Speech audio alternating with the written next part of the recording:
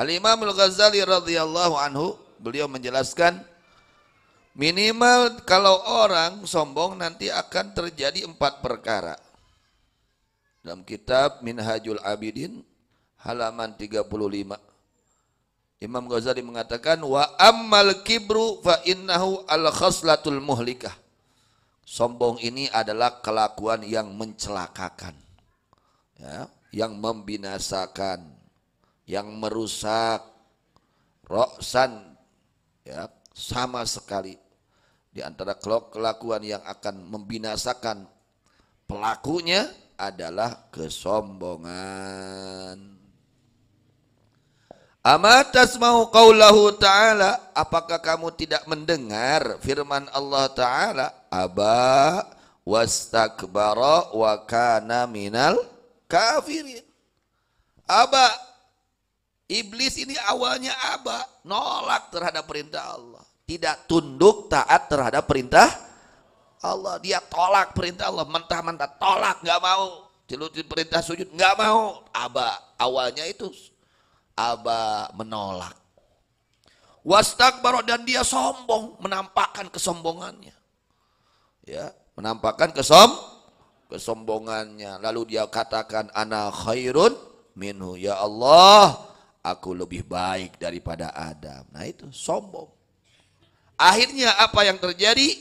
Karena dia menolak perintah Allah dan sombong, wa kana minal kafirin, akhirnya iblis tergolong makhluk yang kafir kepada Allah Subhanahu. Artinya apa? Itu dosa kalau tidak cepat-cepat ditobati bisa menarik seseorang kepada kekufuran. Ini bahayanya dosa. Bahaya dosa itu seperti itu. Kalau dibiarkan terus dosa, itu bisa mengakibatkan, mengkhawatirkan bisa menarik orang tersebut kepada kekufuran. Yang terjadi kepada siapa? Iblis. Kemudian thumma aqallu ma yahiju minha ala sahibiha arba'u afatin. Kemudian yang paling sedikit perkara yang akan membangkitkan dari itu akhlak, ya, kelakuan yang membinasakan kepada pelakunya adalah 4 bahaya. Minimal orang yang punya penyakit sombong, dia akan mendapatkan 4 bahaya. 4 bahaya ini akibat dari kesombongan. Yang pertama, hirmanul haq, terhalang dari kebenaran. Terhalang dari, ini orang sulit untuk menerima kebenaran. Dinasehati nggak mau nerima, naudzubillah, ya. Terhalang dari kebenaran. Wa amal qalbi an ma'rifati ayatillah, dan menjadi buta hatinya dari mengetahui ayat-ayat Allah Ta'ala. Ini yang pertama, ya. Akibat dari kesombongan akan menimbulkan bahaya 4 perkara. Yang pertama, terhalang dari kebenaran, tidak mau menerima akan dia berkokoh, ya, dia berpegang teguh kepada yang tidak benar. Terus ngaco teh, yang tuluh ini nggak ngaco, bung lepas tidak ngaco. Ini gara-gara sombong. Ya. Orang kalau sombong udah sulit untuk meninggalkan yang nggak benar itu. Inginnya mempertahankan yang salah, tidak mau menerima yang benar. Ini akibat sombong.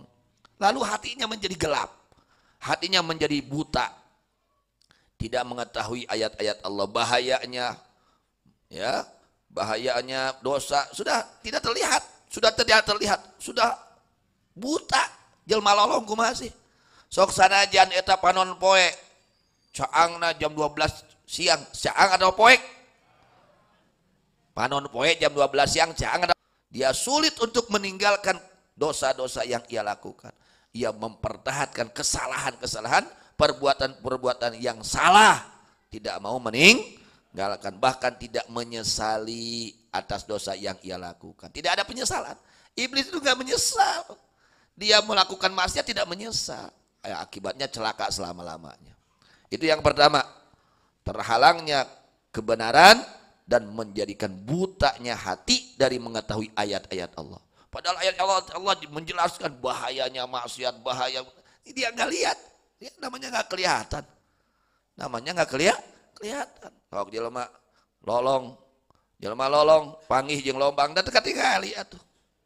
Ya, rek ditinjak, rek dilengkahan. Panggih jeung lombang, jelema lolong, ditinjak, dilengkahan. Ditinjak, da teka tingali atuh. Hatina tiga berusna teh kana dosa deui, terus dosanya tidak berhenti. Akibat ya Allah, kadenya aduh, Masya Allah ya. Penyakit bahaya pisan. Sehingga ya itulah. Itu dikasih tahu nggak mau nerima, bahkan marah-marah, benci sama orang yang ngasih tahu, ya, bahkan mengancam, macam-macam. Nah, itu karena sudah buta mata hatinya. Sudah dibutakan oleh kesombongan. Lain atoh rek katabrak diselamatkeun ka kanyarekan. Kanu nyalamatkeun. Pan geus lolong jelema teh. Ya, kuduna atoh ieu mah ka kanyarekan, ka ngewa, kanu ngelingan teh. Nah, ini karena buta hatinya. Apa penyebab buta hati? Kesombongan itu. Sombong itu mengakibatkan hati menjadi buta. Ketika buta hati, nah itu tidak melihat kebenaran. Yang dia lihat adalah kesesatan. Ya, bukan kebenaran tapi kebatilan. Yang ia raih kebatilan, kesalahan, bukan kebenaran. Yang kedua, wasaniyatu al-maqtu wal bughdu minallahi ta'ala. Kemurkaan dan kebencian dari Allah Ta'ala. Allah murka, Allah benci kepada orang yang sombong. Rek ahli ibadah, gumade dibanduan ku Allah. Komo lain ahli ibadah. Rek ahli ilmu, sombong dibanduan ku Allah. Komo lain ahli ilmu. Pokoknya siapa saja yang punya sifat sombong, Allah murka, Allah benci. Allah tidak ridho kepada siapa saja yang mempunyai sifat sombong. Hairayang dipika bandung ku Allah, ulah sing dipika ridho ku Gusti. Nah, diantaranya kita harus bersih hati dari kesombongan. Kalau ingin tidak dimurkai oleh Allah. Yang ketiga, al-khizyu wan nakal fid dunya wal akhirah. Kehinaan dan siksaan Allah bagi orang yang sombong di dunia dan di akhirat. Orang kalau sombong di dunianya hina. Oh, kudu saromong. Aduh, hina. Di mata orang juga hina. Enggak senang orang lihatnya. Aya jelema lumpangna melak cangkeng kira-kira ke paura. Hah? Melak cangkeng. Wah, pedah kuat, pedah gagah. Teh gering. Kumaha tah kira-kira rek melak cangkeng keneh nu gering? Tadi nu melak cangkeng. Ah, hina. Di dunianya orang sombong di dunianya hina. Apalagi kelak di akhiratnya. Ya. Ya, di dunia hina, di dunia dan di akhirat. Siksaan Allah akan Allah berikan kepada orang yang sombong di dunia dan di akhirat. Yang keempat adalah an-naru wal adzabu fil uqbah. Neraka dan siksaan kelak di akhirat. Orang yang sombong nanti di akhiratnya akan mendapatkan azab dari Allah Subhanahu wa taala.